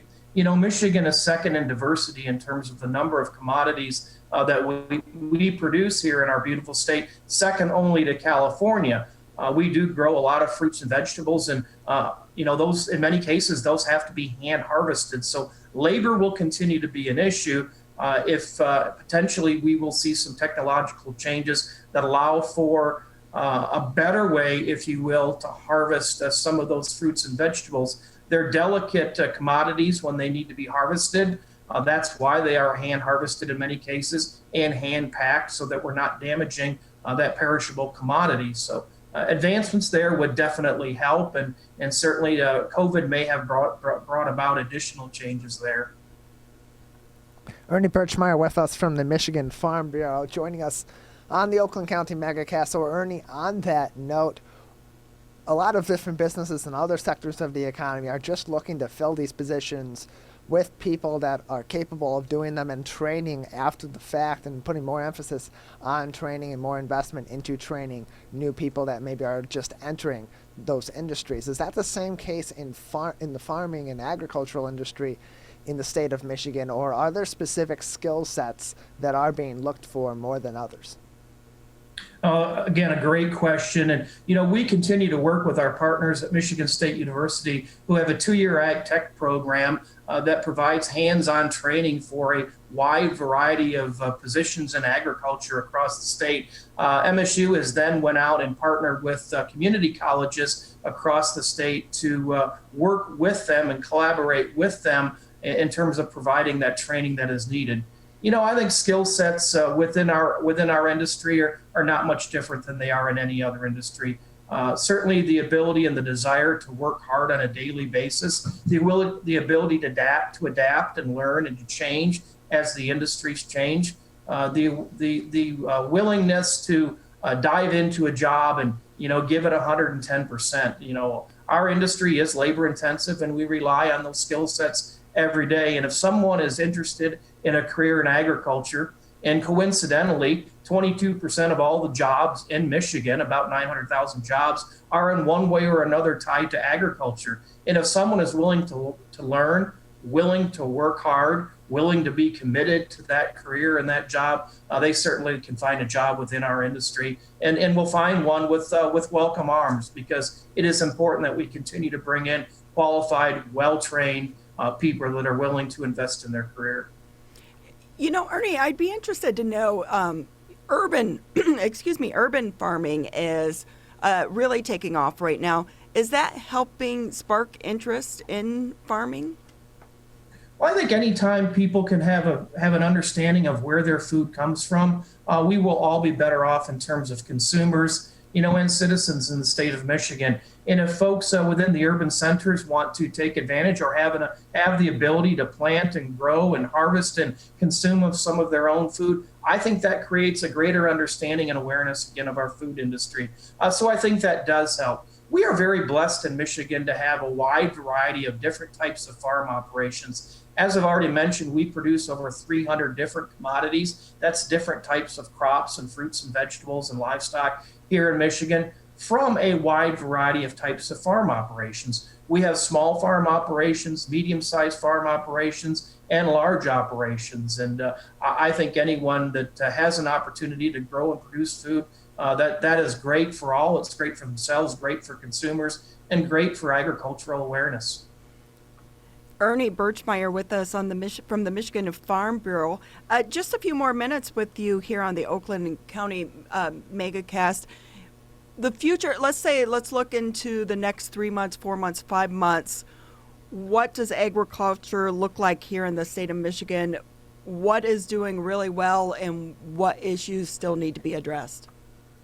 Well, I think we're entering an exciting time in terms of agriculture here in Michigan. Fall harvest time is always a wonderful time, and if the weather cooperates, it's a great time. And quite frankly, my favorite time of the year. There's nothing better than being out in the farm fields when the trees are turning around you and they're golden yellow and red, and the fall colors are beautiful, while the combines are harvesting around you, and the farmers are putting crops in the bin and realizing the value of the hard work that they've put in. Just as important is our fall farm market season, which is upon us. And in Southeast Michigan, you've got plenty of those to take advantage of, as we do across the state. And I always encourage people to go out and take advantage of those fall farm markets, because they're a great way to meet a farmer, to visit with them, to purchase some homegrown produce from the farm that produced it, take it home, and then share that with your family. So I think those are great opportunities. So fall harvest season is an exciting time. Along with that, we can't help but to talk about the fact that there's an election coming up here in November. That's in front of us on a constant basis, whether it's in normal media channels or social media channels or wherever you get your information from. That is important. The outcome of that is important to agriculture. And our farmers across the state take an active role in making sure that Friends of Agriculture get elected. Our county farm bureaus across Michigan sat down even during the pandemic. Most of them met virtually to talk about which candidates are best for agriculture and best for our industry and would help to lead our industry forward through their representation, whether that be here in Michigan or in Washington, D.C. So fall in the election process and the election season is important to our industry as well. Because keeping an eye on international trade and international markets is critically important as well. 96% of the world's population lives outside of this country, so we need to make sure that we are engaged in that process when trade agreements are being talked about and discussed, and making sure that our industry is treated fairly. Yeah, and can you go a little deeper into the pipeline from DC to the farms and the impact it has on the industry?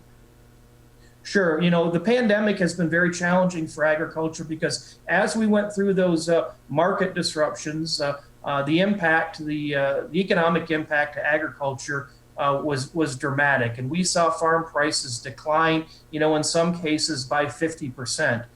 That's going to have a real impact on the overall level of profitability for agriculture. We appreciate the fact that the administration realized that our industry was challenged and stepped up with some financial assistance. That will in no means make any farmer whole, but it is important that whoever is in that elected position, that they understand that agriculture is an important part of the backbone of the economy of the United States, and our farmers from time to time need some assistance and help as well. And our farmers have appreciated what President Trump has done, and appreciate the fact that Sonny Perdue has been here in the state of Michigan, the Secretary of Agriculture, several times to sit down and talk with our farmers about what is needed. We may not always agree on the politics or the political side of what's going on across our country, and quite frankly, that's what makes our country great. But if we can continue to communicate about what the issues are, what the challenges are, and the best way to solve them, we will work through those challenges. Ernie Birchmeier, Michigan Farm Bureau, one thing during the pandemic, it definitely highlighted the importance of the farms here, not only in the state of Michigan, but across the country as well, and all that you do and all the farmers do for our community to get the food on the table. Anything left that you want to touch on just before we let you go? Well, I appreciate you bringing up that point because, at no time in our lives have we ever walked into a grocery store and saw empty shelves, at least not where I'm at, and at least not where most of the consumers are here in the state of Michigan or across the country. And in March and April, when the pandemic was taking hold and people were panic buying, if you will, as we went through those disruptions, as people shifted from buying, 50% of their meals outside of the household to consuming virtually all of them inside, they had to go to the grocery store, and in some cases, those shelves were empty. And they did realize the value of where their food comes from, how it gets there, hopefully, and then the importance of the farmer. We are very, very fortunate, as I state many times in this country, to have the safest, most affordable, and abundant food supply of virtually anywhere in the world. But it doesn't happen if our farmers don't farm, if our processors can't get it processed, and then if the distribution and retail networks don't all work hand in hand. We certainly have realized some things through this pandemic. We learn something every day, and if we don't, we're missing out on an opportunity. But I think most importantly, many people realize the value of that farmer that's out there doing what they do on a daily basis, provide that great food supply to our consumers, of which we value them so very much as well. We definitely value them, and we value you. Ernie Birchmeier with us from the Michigan Farm Bureau. We appreciate your time this morning on the Oakland County Megacast and bringing us up to date with everything that is happening on our farms and with our food supply right now. We're going to take a quick break here on the Oakland County Megacast, and then we'll end our show checking in with the West Bloomfield High School as the first week or second week of school ends and rounds up. How are they doing? How is that tech doing as well? You're listening to the Oakland County Megacast. Hi, I'm Dr. Jonay Caldoon. I'm the Chief Medical Executive for the Michigan Department of Health and Human Services. The people who are at highest risk of getting severely ill from COVID-19 are the elderly and those with chronic medical conditions. That includes people with heart disease, diabetes, COPD, or those who have compromised immune systems. People who are in those categories should right now be staying at home as much as possible and not going out if it is not essential. If you fit into one of those categories, those are the things you should do. And if you have a family member who fits into one of those categories, you should be checking in on them and making sure they are following those guidelines. There's something everyone can do to protect the community from COVID-19. This may seem uncomfortable, but so is being hooked to an IV, sleeping in a hospital bed, and fighting for your life. When it comes to COVID-19, comfort is not as important as saving lives. Wearing a mask can greatly reduce the chance of spreading the virus. So mask up, Michigan, every time you leave home.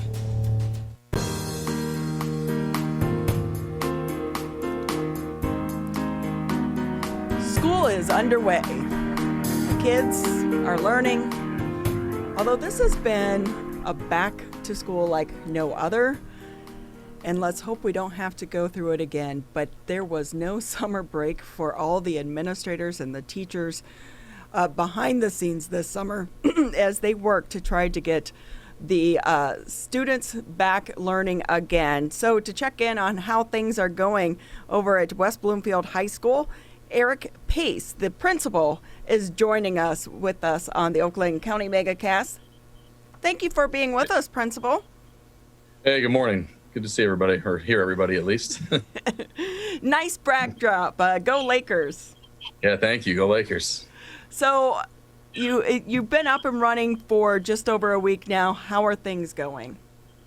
Oh, they're going well. So, we've been, our first day of school is back in August. The Wednesday, that was a week and a half before Labor Day. So we've been back for 2 weeks today. Everything seems to be going pretty well. A couple bumps in the road, but students are engaged in learning. Teachers have been working, like you alluded to, all summer long to get ready for this. And, all things considered, I think we're off to a good start. I know one of the big issues has been getting students access to the internet for the students that don't have it, and also getting them computers for those that don't have them as well. How is that looking right now? It's looking really good. So, over the course of the summer, we had to make some predictions based on CDC recommendations and based on our governor's plan for return to make sure we were making the best decisions for our school, West Bloomfield High School and the West Bloomfield School District. So in early July, we made the decision to put the elementary and middle schools on a hybrid plan where they're in person part of the time and online part of the time, and go fully virtual at the high school level. And in doing so, we were able to get ahead of the large rush in purchasing for devices and for hotspots. So over the course of August, and even again this week through tomorrow, we've been able to assure that all students, it doesn't matter if they need one or not, but all students have access to a laptop device, and then any family who needs a hotspot has that as well. So we are fully connected for every student in the district. One of the things that we saw this past week, storms rolled through, knocked out power to some homes. How is that going to be addressed with the schools when students are having an issue trying to connect, because attendance is taken now, correct? It is, yes. So we are doing at the high school level from 9 a.m. to 12:30 p.m. We have live instruction where students are actually on live Zoom calls just like this one with their teachers. But that only accounts to about half of their typical seat time in a class. So the rest is what we call asynchronous, where it's not done in conjunction with one another or with the teacher, but more independently. So in the event that we have power outages or connection issues, our teachers have updated every day and throughout each week, including before the weekends and so on, to have the asynchronous material ready. So whenever a student can connect, whether it be on a phone or a device, whatever it is, they'll have work they can do independently that they can verify attendance with. So those hiccups should not get in the way of us counting attendance, because we do take attendance every day in every class.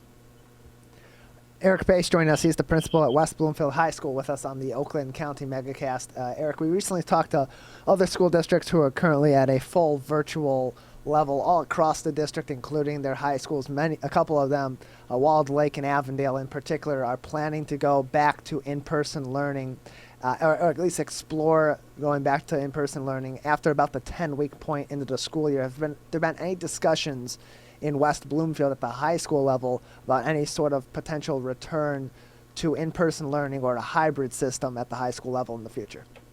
Yeah, we constantly have those discussions. There's actually one going on that started at 11:30 for all secondary principals and assistant principals in the district that I'll join after this interview. Our thought process is, if it's unsafe to have 1,800 students in the building today and nothing changes in 2 weeks or 5 weeks or 10 weeks, it still most likely won't be safe given the certain circumstances that surround us.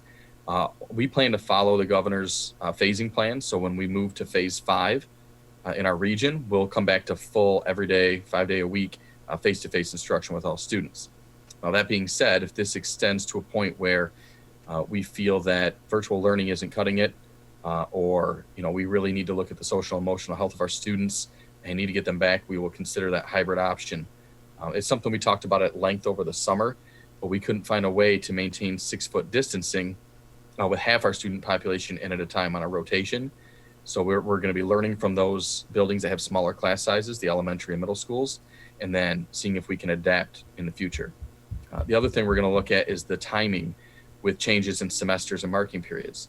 We don't want to put any students at a disadvantage by making adjustments too quickly or too late that impact how they're going to be graded or how they're going to learn within the classroom setting. Principal Pace, you mentioned the social and emotional well-being of your students. What is being done to help them with any possible mental health issues that they may be experiencing during this crisis? That's a great question. That's of great concern to us for our students and for our staff and our families. This is something that nobody ever anticipated having to experience in their lives, and it takes a heavy toll on your emotional well-being, not having the same social interactions that you typically would and the same supports that you typically would. So our district was forward-thinking and hired a school mental health specialist, a licensed practitioner, and her sole responsibility is to build and provide supports for our students, whether it be in small groups, whole groups, or even individually. And for things like that, we're offering in-person opportunities because, again, our building's not closed. It's just closed to the large number of people. So when it comes to small groups or individual supports that need to occur, that's something we can provide for in-person. We're also providing families tools and resources for how to monitor social and emotional health, and then how to intervene or do things with their families that help promote positive mental health.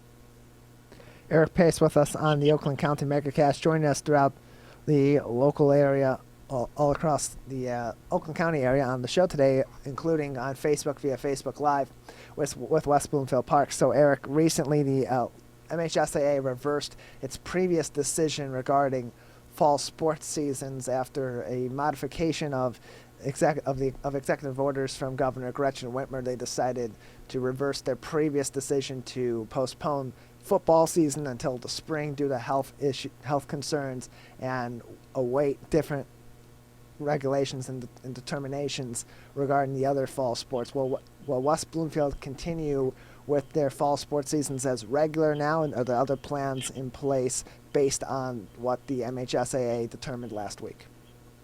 Yeah, so as you said, the MHSAA changed their decision.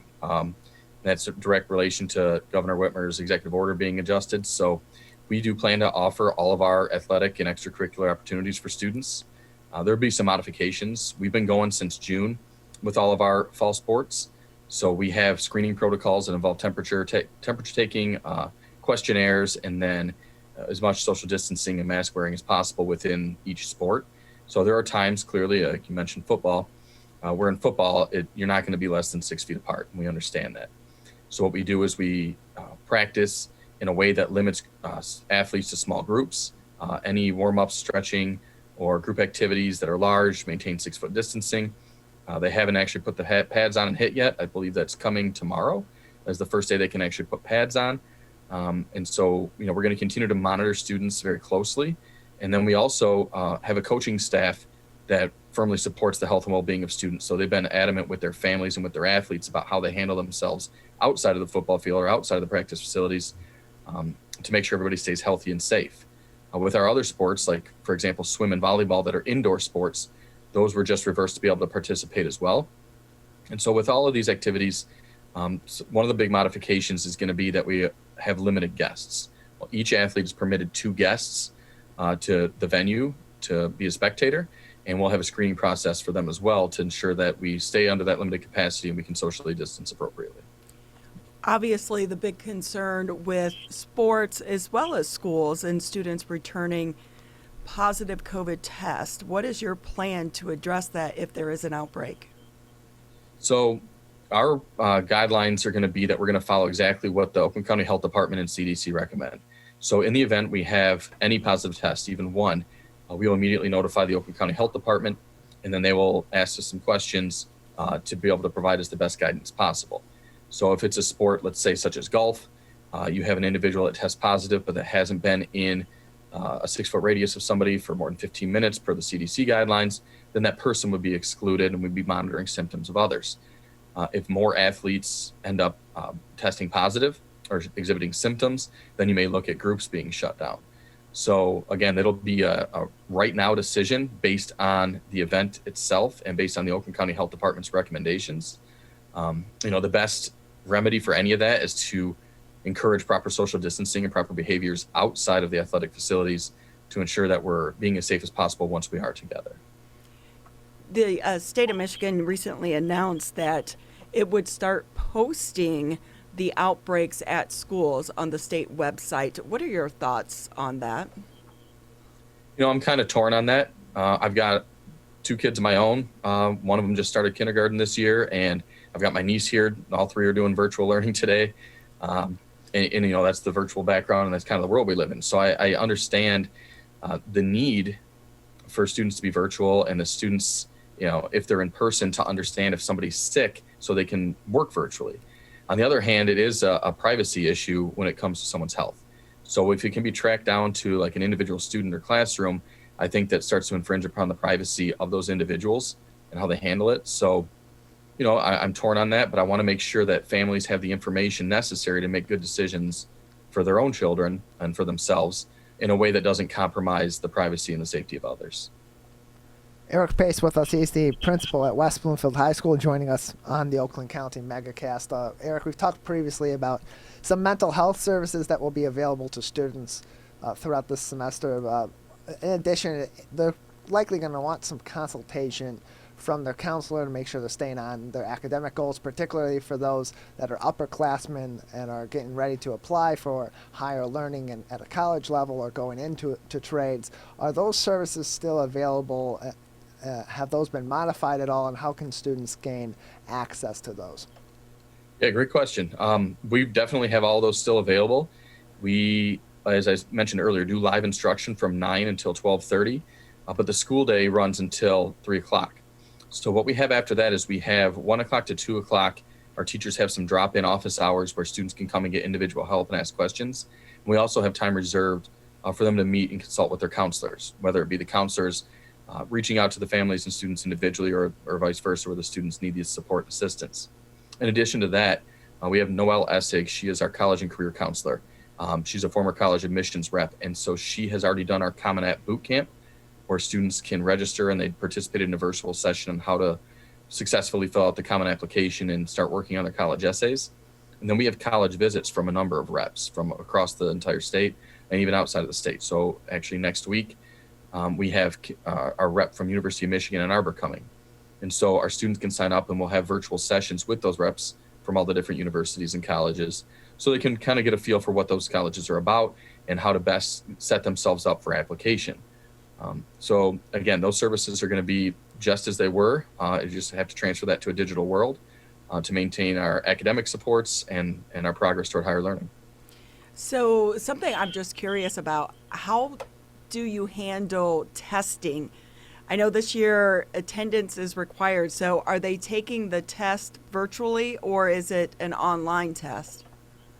Great question. The College Board is who manages the SAT, PSAT tests. They canceled the spring testing in April. That's mandatory for juniors throughout the state of Michigan. So now those are seniors that still need to take that test. That also canceled the tests for 9th and 10th graders, which are the PSATs, to get them prepared. So what they've done is they've moved that to a fall testing coming up here at the end of September and then into October. So each grade level and each test will have a different testing date, but they will occur in person at West Bloomfield High School. So what we've done is allowed families an opt-in where they can take that test. And then based on the requests that we have, we use staff and build rooms in a way that limits the number of occupants and provides maximum distancing. So we'll follow all safety protocols and have maybe a different testing environment than we're used to, or before you could put a large group in a gym or something like that. And now it'll be much more individual classrooms, small groups, and done in a way that limits the number of occupants at one time, but still provides them that opportunity to test. Eric Pace with us on the Oakland County Megacast. So you said that families can opt in to that in-person testing if families do not feel safe or students do not feel safe in that environment. Are they able to opt out of that testing? Does that impact their college application process at all? What's the status on that? Yeah, so the state has relaxed the mandate that all students take the test for, it would be the 2019-2020 cycle that we're still in right now. So families can still opt in because they want that test, either the practice or the score itself. Many colleges are going to test optional at this point in time because they know access to testing has been very difficult. The non-school day tests have been really hard to get into or canceled outright. So that being said, a family can opt out really without penalty for the college admission process. Where they might run into problems, though, is with scholarships. There are a lot of scholarships and grants out there that still require a test score as part of their criteria. And so a lot of families will still opt in order to get tests in order to be eligible for those scholarships. That being said, once the fall is over, we do have a spring testing cycle that's anticipated for the 2021 year that hopefully, if all things go well and we're back in person, we'll be able to administer in April. So many different issues to work through as we continue to navigate the coronavirus. Just a few more minutes with you here on the Oakland County Megacast. Anything that we didn't touch on that you want our viewers and listeners to know? Big one for me is, we're a couple weeks in now to the school year with virtual learning at the high school. We were all forced into it back in the spring and had to make an adjustment on the fly to transition to the virtual learning. And I think we were very successful in that due to the strong relationships that our teachers have built with students in the community that we have. We had tremendous support from our parents and our families and even our local businesses that really got behind us and helped us lead the way. That being said, we were also in a situation where there were a lot of hardships that families faced in a short period of time in the spring. And so some of the rigor or some of the accountability was a little bit more relaxed when it comes to student attendance and the expectation on daily learning in the classroom. We really try to focus on the essentials, tend to the individual's social and emotional well-being, and then get them ready for this school year. Now that we have started a new school year virtually, we really have upped the rigor and the accountability. So in essence, we're going to mimic that in-person experience as best as possible in a virtual setting. So attendance for each class each day is taken and counts. There are appropriate grades, lessons, independent practice, lab experiences. And our goal then is when we move to phase 5 or we transition back to the high school, it is as seamless as possible without that gap in learning that many fear when it comes to having to work remotely as opposed to in person. So I know we made the decision early to go this route, and I think we put a lot of time and effort in the summer, our teachers especially, to really work to make this an experience that's valuable and meaningful for our students. So is there a possibility that you won't return to the classroom this year, though? There's always a possibility, right? Our intention is to be back as soon as possible. It's really going to be dependent on the phasing from the governor. So we're in phase 4 currently in our region out of a 6-phase plan. Phase 6 is post-pandemic, where things are as they always were, and we need to get to phase 5 to be able to bring all our students back safely into the high school. It's a delicate balance of safety and health versus education and emotional well-being. And we have to make sure we're being cognizant of all aspects of that. So many issues to juggle, but you and your team have been doing an amazing job over there at the West Bloomfield High School. We appreciate your time here on the Oakland County Megacast. All right, thank you so much for having me. I'm going to get back to virtual learning with my kids. Good luck with that. At least he's a good teacher. Yeah. Yeah. I would like to have him. So this is, we have just a couple minutes here. Tyler, this is so hard for these schools to try to continue to navigate this and make sure that their students are getting the education that they need, that there is not going to be the education gap that they do have the concerns when they get them back into the classroom. So it'd be interesting to see as we go through the school year, especially with sports as well. Yeah, that's definitely going to be a continued question that a lot of these schools are going to have to continue to work to answer throughout the rest of the school year is how do they maintain safety but maintain a quality education. And West Bloomfield's take seems to be that they're going to continue to have a hybrid system for elementary through middle school and keep the high school, which is the highest population in a single building, virtual until phase 5, until they are 100% assured that there's safety there, and that the athletics front, they are encouraging their teams to, if you can't enforce a bubble, to live the life of a bubble, of being in a bubble yourself in order to prevent the spread of that through athletics. I think one of the things that's going to help on that front, the students have lost sports once, and now it has come back, so they understand the importance of being safe and following the rules and keeping their distance so that they can continue to play sports on the high school level. So that is, but great conversation there with Principal Pace there at West Bloomfield High School. That's going to wrap it up for today's edition of the Oakland County Megacast. We appreciate all of you tuning in here with us as we continue to bring you newsmakers and all those making the decisions here in the Oakland County area when we continue to navigate COVID-19. I'm Ronnie Dahl alongside Tyler Keefe, and for the entire team here at CivicCenterTV.com, thank you for tuning in.